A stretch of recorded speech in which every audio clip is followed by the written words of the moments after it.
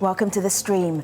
Politicians around the UK say they are facing constant abuse both online and face-to-face as the atmosphere around Brexit grows more toxic. I'm Femi Okay. I'm Malika Bilal. As the UK prepares for a general election, we look at the impact of intimidation on elected representatives and what it means for UK democracy. Join the conversation through Twitter and YouTube.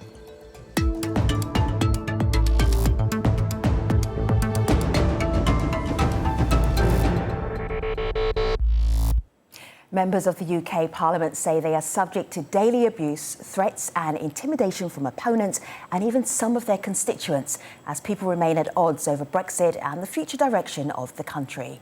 Reports of abuse suffered by MPs and other elected officials, particularly women, have risen dramatically since the 2016 Brexit referendum. A parliamentary report says the problem is now commonplace and undermines politicians' efforts to represent the people. On Wednesday, Culture Secretary Nicky Morgan declared she will not seek re-election after suffering abuse aimed at her and her family. A day earlier, Liberal Democrat MP Heidi Allen announced she will stand down as she is exhausted by the personal abuse she has suffered online and in the street. For more on this, we are joined from Romsey, Hampshire by Caroline Noakes. She is a Conservative Member of Parliament. Shaista Aziz is a Labour Party councillor for Oxford City Council. She is also co-vice chair of the Fabian Women's Network. She joins us from Manchester. Kim Ledbetter is ambassador at the Jo Cox Foundation, an organisation working with communities to build a more tolerant society. She is near the town of Cleckheaton in West Yorkshire. Hello, ladies. Good to have you. I wish it was over a better conversation that we're about to have. I have to show you all this tweet. I am sure in your various different work you have seen this. Jess Phillips is an MP. She says here, and this is so chilling, "I'm not scared of an election. I am scared I might be hurt or killed." Let me just show you what Jess describes herself as, a Labour MP for Birmingham Yardley. And then just down here, sordid, unseemly and grotesque according to a little man on the internet. That is alluding to some of the behaviour that's happening on social around politicians. Kim, you happen to know that this isn't just online harassment for Jess. Things have actually happened to her offline as well. Can you tell us a little bit more? What do you know? Yeah, absolutely. I mean, you know, to start with, the only reason that I'm doing this evening is because I know to my very dear personal cost where this level of abuse and intimidation can lead. Jo Cox was the British politician who was murdered on the street in June 2016, just prior to the EU referendum. And Jo was my sister. And I live and I feel the pain of that day every single day of my life. And there was a very brief period of time after Jo was killed where people said a lot of the right things about how we had to do things differently and we should be more kinder and more compassionate in our politics. And that lasted for a very short period of time. And within weeks of Jo being killed, things descended into the toxic kind of debate that we see now. And it's definitely got worse in the 3.5 years since that time. So I know Jess Phillips, I know lots of MPs, I've got to know lots of MPs, some of whom knew Jo and some of whom didn't. And the level of abuse and intimidation they are facing at the moment is unprecedented and very, very worrying. And it's very difficult, and I'm aware that it's difficult for me to be objective, and I am in danger of being accused of scaremongering. But for these women, in particular women, but men as well, this is their reality, and they are very, very scared about their safety. Can we thank you for sharing that and reliving that for us? Online, so many people say what it is that you're referencing. You talked about a toxic debate getting worse. People online say part of that is because the rise of social media and the fact that so much of that debate is happening online. So I want to direct all of your attention to this article in The Conversation, the headline, "The People Who Abuse MPs Online." One of the writers of that piece sent us a video comment. In it, he talks about the kind of people that take to the web, take to Twitter to spew this abuse. This is Liam McLaughlin. He's a researcher at the University of Salford in Manchester, and here's what he says. So what do we know about the people who abuse MPs online? Firstly, we know that they don't wake up in the morning and think they're going to abuse some MPs.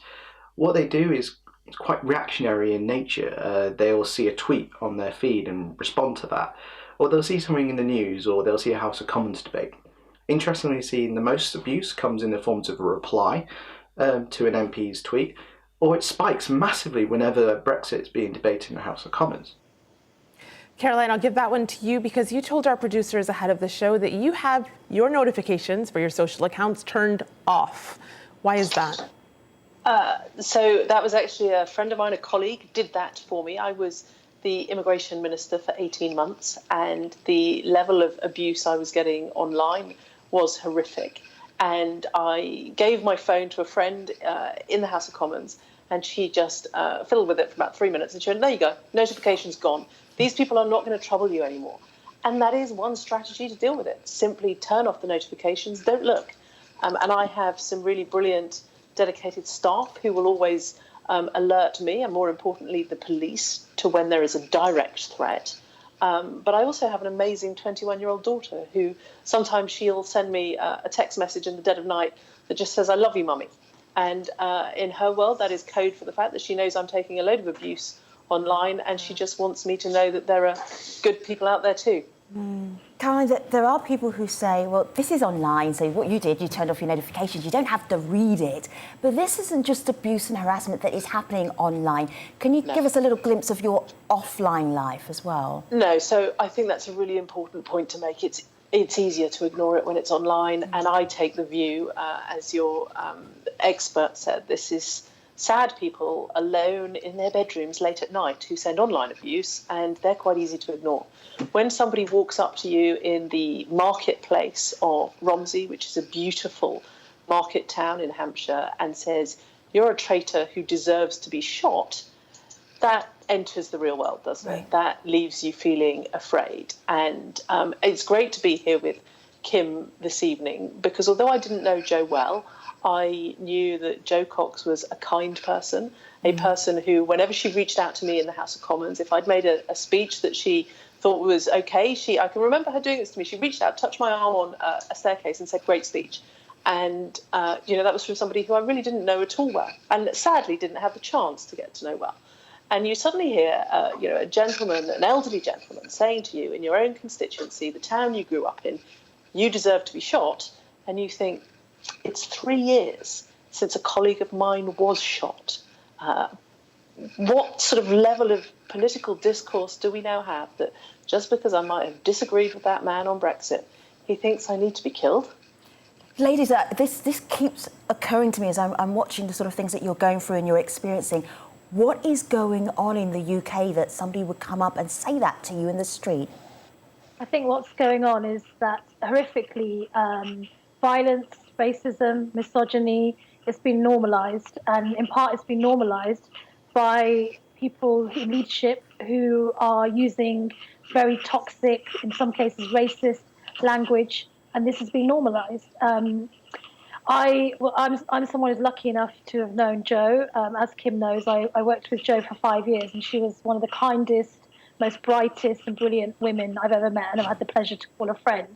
And her, what happened to her should have been the moment where people actually pulled back and started thinking and doing better, and that's not happened. And if we just look at, the United States of America, when you've got a man who has been voted as president, who has the type of attitude that's been documented towards women, and also here in the UK, as a visible Muslim woman, the fact that my Prime Minister, the man who's been elected to be the Prime Minister of the UK by his party, has seen fit to use the type of language he's used for minority women, it's just not acceptable. And I think people take a cue from that. But I also think the point that you made, Caroline, is absolutely true. When you've got people hiding behind a keyboard and sprouting hate, it may just be, for people who are observing, it may just seem like words, but actually that's a form of violence. That's a form of violence against women, and it builds from there. And I think often we're told to shrug this off and to kind of just get on with it. Well, I'm sorry, it's just not good enough. And I think a lot more needs to be done to out those people who are going out their way to spread hate, to spread misinformation. And they are deliberately targeting women, and specifically they're targeting minority women, and they're doing it on purpose. I think what I would also add to that is in terms of politicians and what politicians can do to improve things. What Shaista and Caroline said about Jo is really heartwarming to hear, and they're absolutely right. You couldn't meet a kinder person. That doesn't mean that Jo was afraid of robust, passionate debate and would certainly let you know what her opinions were on things. But she always did it in a polite and respectful manner. And I think this is where politicians have to step up and understand that they also have a very important role to play in terms of how they behave and how they speak to each other. And it's fair to say in the past few weeks we've seen some pretty poor behaviour from some politicians. And again, for me, this is across the political spectrum and it's across the Brexit divide. So I think it's really important to not just look at people who are giving a politician a hard time. That is also equally wrong. But politicians have to think about their role in this, as indeed do the media and journalists and other people in how they report things. Because I think the only way things will change is if we take this holistic approach and we all think about our responsibility. Because I understand the anger and frustration that people feel. I am extremely angry about what's happened to my family, but I am not giving in to the anger. I am channeling the anger and doing something positive to create a positive legacy for Jo in terms of bringing people together. We all have to change if anything will change. Carolyn, I want to direct something at you because I'm so glad that Kim just made the point she made, because there are people in our audience making that exact point right now. So this is Dave, and I'd like to get your thoughts on a few people's thoughts that run along this same line. Dave says, while it is totally unacceptable, it's because the MPs are ignoring people's wishes and breaking promises. Another person on Twitter, Barry Reed, says citizens have suffered at the hands and egos of politicians for hundreds of years. Well paid and inept, why wouldn't the population finally be tired and angry at the status quo? And one more I'll share from YouTube. Someone watching live over there writes in to say that he believes there's cause for this because are we not allowed to be angry with MPs? That's Room over on YouTube. What would you say to people with that perspective? So I think it's perfectly legitimate to be angry. I think it's perfectly okay to have robust discussions and debates about what has gone wrong with Brexit, why we haven't managed to deliver it after all of these years. But I think we have to make our political discourse of a much higher calibre. I think we have to play the ball, not the man or woman. And I think we have to make sure that we are careful about the language we use. That's critically important. And people will have heard me in the House of Commons calling out colleagues that have used careless language, that have not thought about the impact of the words they're using. And what might seem okay to say traitor in one breath, to pretend that people have somehow betrayed the population. Actually, there's 650 members of Parliament in the House of Commons, each one of whom is trying their best to do the best for their own constituents. Now, of course, we don't all agree. That's the beauty of democracy. We don't have to agree. But I think it's really wrong to say that we're deliberately trying to frustrate the will of the people. We're inept. Actually, some of the people that you will meet in the House of Commons are the most brilliant, intelligent, caring, hardworking individuals.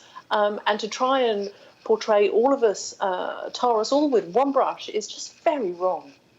I also think, Kim, you mentioned the media earlier on, and a lot of these cues are being taken from the extreme language that's being used by sections of the media.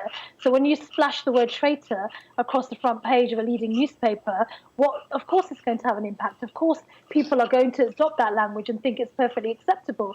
And, the two tweets that you've just read out, I find it interesting that two men are giving those views. I'm sure women are commenting as well, but I think this is very relevant because anger is traditionally seen as a masculine trait. Now, I'm not saying women aren't angry, just to be very clear, but I think for a lot of men, they're unable to express views without showing anger. Now, it's completely legitimate to be angry. It's not legitimate to be racist, homophobic, misogynist, to issue death threats, to tell women MPs online that you're going to go and attack them and their families. That's not anger. That is criminal, and that goes way beyond anger. And I think we need to be really clear about how we talk about these issues and how we frame these issues.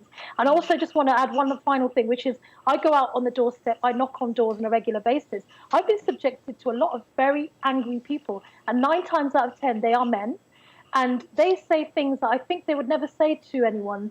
And at times they've actually pulled back and they've stopped and they've kind of had another conversation with me. So from going from being very, very angry and using very language that's very charged, then pull back and they calm down. But part of the reason for that is because I am also being calm with them, and I'm also willing to hold a dialogue with them and have very uncomfortable conversations with them. So it's a two-way street, because if we just shut everyone down when they're angry, that's not going to get us anywhere either. All right, ladies, let me give our audience some indication. You are polite, courteous, civilised people, so you're not using the language that is being used against you. But here's Antoinette Sandbach, and she is an MP. She is lamenting at how many women now are standing down from their MP role. And she shared a little while ago an email message from one of her constituents. She blocked out some of the offending words, all of them. What is the point in having a second referendum, you stupid, and you remain MPs cannot honour the first one. It's good you've no confidence vote. Women shouldn't be in politics. It goes on and on and on. That is just one example of the horrific feedback that you are getting from your constituents if you're an MP. Let me introduce your audience to Jo Swinson. She is the new leader of the Liberal Democrats, and she's not saying it's the media, as you are, Shyster. She is actually saying it's MPs, it's politicians to blame as well. Let's have a listen. I fear that the public watching today will perhaps take the view that this House does not take sufficiently seriously threats of violence. We have had the Attorney General earlier today joke about wife beating, and I may add that I today have reported to the police a threat against my child. That has been dismissed as humbug. Mr. Speaker, this is a disgraceful state of affairs, and we must be able to find a way to conduct ourselves better. Kim, the Jo Cox Foundation is helping people have better dialogue. Even if you disagree, we can still talk to each other. What has happened to MPs where they don't seem to be able to talk to each other? Well, I think probably like the rest of us, they are frustrated and they are angry, and it must be an incredibly frustrating situation to be having to be so obsessed with one issue when you want to be focused on other things that the country cares about. But yeah, I mean, what we do through Jo's Foundation, we try and bring people together. We do a national annual campaign in the UK called the Great Get Together, and we encourage people to come together in communities up and down the country on what would have been Jo's birthday, and we do that in June, and it's a very important weekend. And actually what it shows is that most people do want an opportunity to find some common ground and to reunite with people in their local areas. But what I would say in terms of what Jo Swinson was saying there, I mean, to be fair to her, she was pointing out the problem within Parliament. She wasn't just blaming politicians. And I think, again, until we start taking this holistic approach, nothing will change. So politicians need to look at the way that they're speaking to each other, absolutely. But again, as do the rest of us. And the media, again, picking up on what Shyster said, what I've found in my very short period of time